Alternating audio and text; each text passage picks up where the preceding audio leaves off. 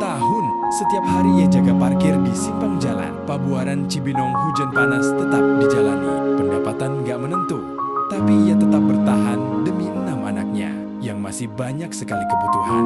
Rumahnya sederhana, atapnya sering bocor kalau hujan. Sekarang Pak Yadi butuh bantuan buat 1. Kebutuhan pokok keluarga sebulan. 2. Perbaiki atap rumah yang bocor. 3. Modal usaha kecil untuk anaknya. Nabi bersabda, barang siapa memudahkan urusan orang yang kesulitan, Allah akan memudahkan urusannya di dunia dan akhirat. Hatta Muslim. Sedikit bantuan dari kamu sangat berarti. Mau bantu? DM aku ya. Nanti aku arahkan caranya biar sampai langsung ke Pak Yadi. Semoga Allah balas kebaikanmu berlipat ganda. Amin.